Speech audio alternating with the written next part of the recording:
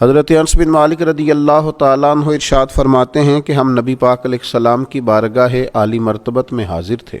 اچانک نبی پاک علیہ السلام نے مسکرانا شروع کیا، یہاں تک کہ میرے پیارے محبوب صلی اللہ تعالیٰ علیہ وسلم کے مقدس دانت مبارک ظاہر ہو گئے۔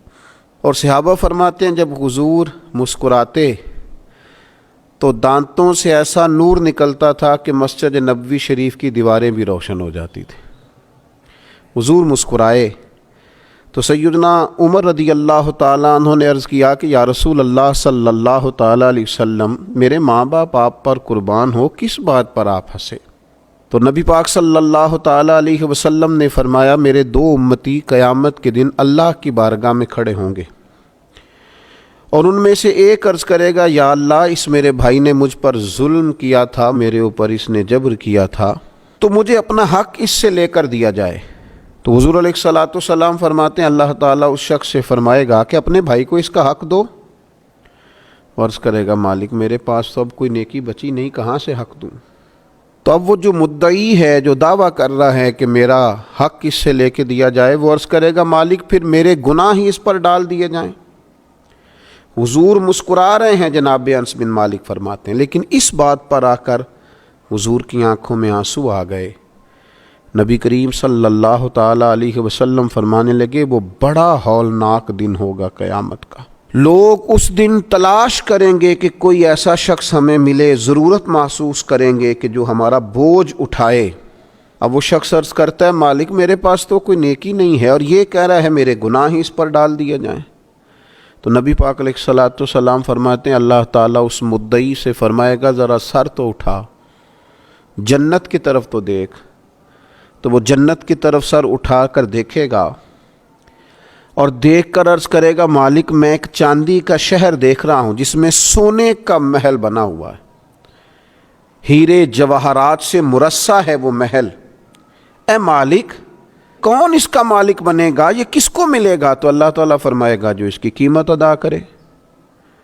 تو وہ عرض کرے گا مالک اس کی قیمت کون ادا کرے گا؟ تو اللہ تبارک و تعالیٰ فرمائیں گے تو بھی اس کا مالک بن سکتا ہے۔ تو بڑے تجسس سے، بڑے شوق سے عرض کرے گا مالک میں کیسے مالک بن سکتا ہوں؟ تو اللہ فرمائے گا تو اپنے بھائی کو معاف کر دے، میں تجھے اس محل کا مالک بنا دیتا ہوں، کر دے معاف اپنے بھائی کو، درگزر کر اپنے بھائی سے، بھول جا اس کی خطاؤں کو، کچھ دیر کے لیے چھوڑ دے جو اس نے غلطیاں کی، تو معاف کر دے اسے، اور میں اس محل کا تجھے مالک بناتا ہوں۔ نبی پاک صلی اللہ تعالیٰ علیہ وسلم ارشاد فرماتے ہیں وہ فوراً عرض کرے گا مالک میں نے اپنے بھائی کو معاف کیا۔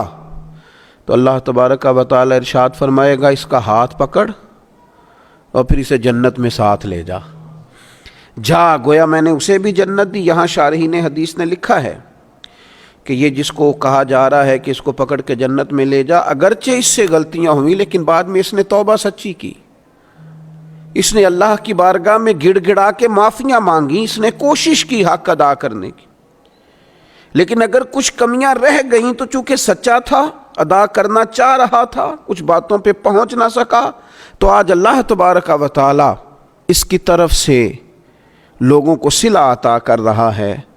اللہ فرماتے ہیں اس کا ہاتھ پکڑ اور جنت میں لے جا۔ اللہ کے محبوب صلی اللہ تعالیٰ علیہ وسلم نے نتیجے کے طور پر، رزلٹ کے طور پر یہاں ایک بات ارشاد فرمائی، حضور فرمانے لگے اللہ تعالیٰ سے ڈرو اور باہمی معاملات درست رکھو، اللہ تبارک و تعالیٰ قیامت کے دن مومنوں میں صلح کرائے گا، تو تم یہیں اپنے معاملات کو درست رکھو۔ اب مجھے بتائیے، ایک تو یہ نتیجہ نکلا کہ مالک کریم کتنا ہے، مہربان کتنا ہے، توبہ کرنے والے پر عطا کتنی۔ دوسرا، حضور کی علم و حکمت کی اس گفتگو سے سمجھیے کہ اللہ درگزر کرنے والے کو عطا کتنا کرتا ہے، اور پھر یہ بھی دیکھیے کہ صلح کرانا کتنا مقدس کام ہے، دو بھائیوں کو ملا دینا، قریب کر دینا، روٹھے ہوئوں کو ایک دوسرے کے قریب کرنا کتنا عظیم کام۔